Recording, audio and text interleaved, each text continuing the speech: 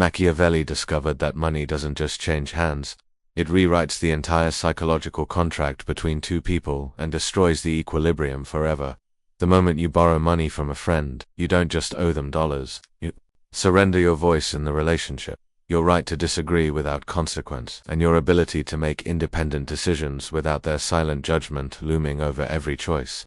Your friend doesn't just become your creditor, become your unofficial supervisor, emotional auditor, and psychological parole officer all rolled into one. The friendship dies the instant money changes hands, replaced by a toxic business partnership where you're permanently relegated to junior partner status while they hold the emotional collateral. Every conversation becomes a performance review, where you must prove you're worthy of their continued tolerance. Every purchase you make gets filtered through their mental calculator. They bought that instead of paying me back. Every life decision becomes subject to their approval. Maybe they should focus on their debt before taking that vacation. You think you borrowed money, but you actually sold your autonomy, traded your equality for temporary cash flow, and signed an invisible contract that makes you an emotional employee in your own friendship. Machiavelli understood that financial dependency doesn't just change what you owe, it changes who you are in the relationship. You stop being a friend and become a project, a charity case, a constant reminder of your own failure to manage your life independently. The debt becomes a leash that tightens every time you want to speak your mind, make your own choices, or defend your decisions. And the most brutal part, they don't even realize they're wielding this power over youth. They just know something fundamental has shifted, and you're no longer the same person they used to respect. The psychology of financial hierarchies. When Machiavelli observed the political dynamics of Renaissance Italy, he noticed that alliances crumbled most predictably when money became involved, not because people were inherently greedy, but because financial transactions fundamentally altered the psychological architecture of relationships.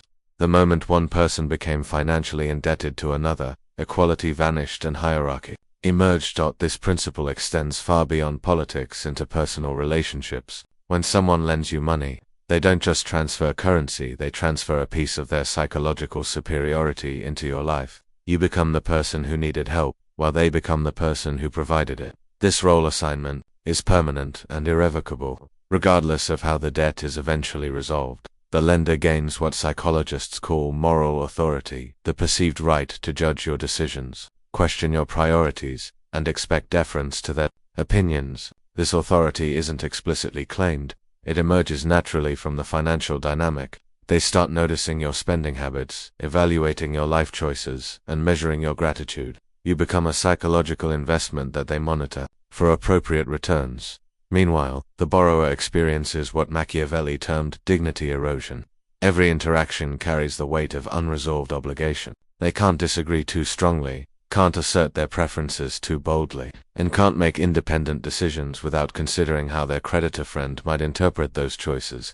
The debt creates a permanent imbalance that poisons authentic communication. The friendship transformation PROTOCOL. Machiavelli understood that relationships operate on delicate balance mechanisms. Friendship requires mutual respect, equal footing, and reciprocal value exchange. When money enters the equation, these mechanisms break down systematically and predictably. The lender begins unconsciously cataloging the borrower's behavior for signs of appropriate appreciation. They monitor whether the borrower mentions the debt enough, expresses sufficient gratitude, and demonstrates proper humility about their financial situation. If the borrower appears too comfortable or confident, the lender interprets this as ingratitude or irresponsibility. The borrower, meanwhile, starts performing gratitude and deference to maintain the relationship's stability. They modify their personality to appear more appreciative, more humble, more deserving of continued friendship. This performance becomes exhausting and resentful over time, but stopping it risks triggering the lender's sense of being taken for granted. This dynamic creates what relationship psychologists call transactional friendship, a relationship where both parties are unconsciously keeping score, but only one person knows the game is being played. The friendship stops being about mutual enjoyment and becomes about managing the debt's psychological residue, the economic control, Missiacea 9 Sembian. The immediate financial transaction, lending money to friends, establishes an ongoing surveillance system that extends far beyond the original loan amount. The lender gains invisible oversight rights to the borrower's financial decisions, lifestyle choices, and priority management. When the borrower makes any non-essential purchase, the lender mentally calculates whether that money could have been used for debt repayment instead. When the borrower takes a vacation, goes to restaurants, or buys new clothes, these decisions are filtered through the lens of debt responsibility. The lender doesn't necessarily verbalize these judgments, but they accumulate as relationship tension. The borrower becomes hyper-aware of this scrutiny and starts making financial decisions based not on their own preferences, but on how those decisions might be perceived by their creditor friend. They avoid purchases that might appear frivolous, postpone experiences that might seem irresponsible, and generally constrain their lifestyle to appear worthy of continued financial forgiveness.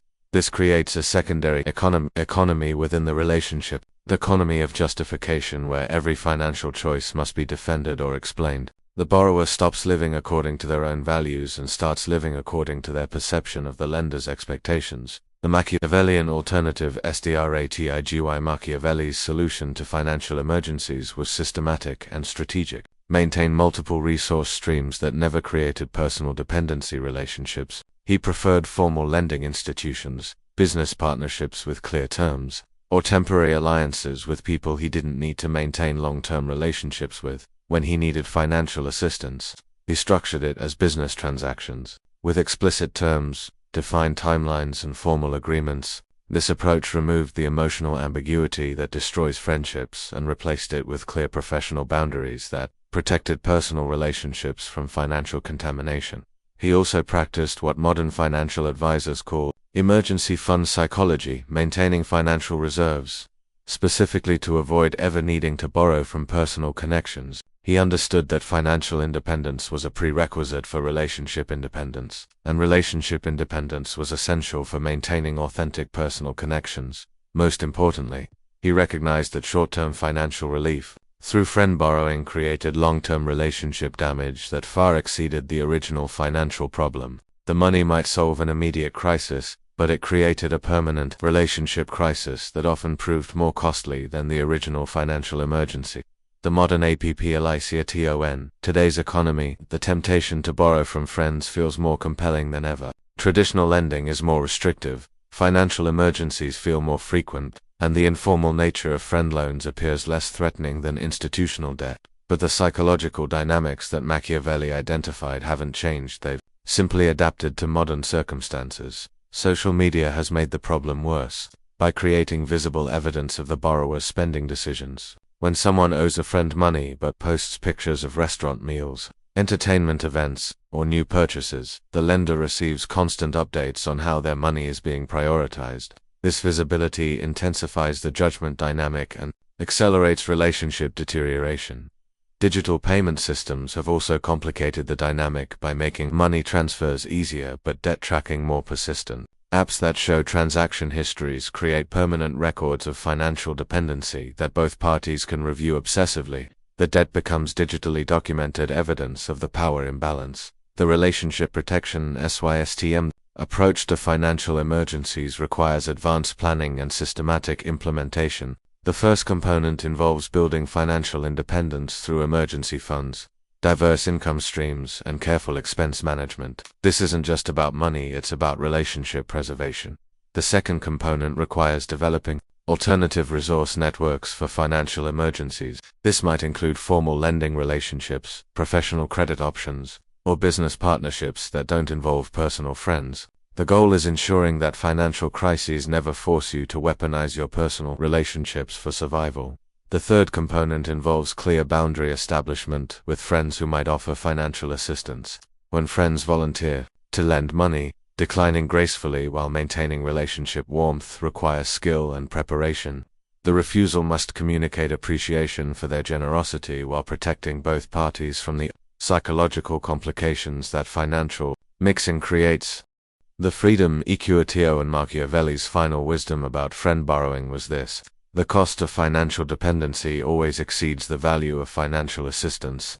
Money can be replaced, earned, or recovered through effort and time, but relationship dynamics, once altered by financial hierarchy, rarely return to their original state. The person who maintains financial independence maintains relationship freedom. They can speak honestly, disagree respectfully, and make independent decisions without worrying about how their choices might affect their creditor friends' perception of their gratitude or responsibility. This freedom isn't just personal, it's mutual. When you don't owe friends money, they also remain free to interact with you authentically rather than managing the complex emotions that arise from being someone's financial benefactor.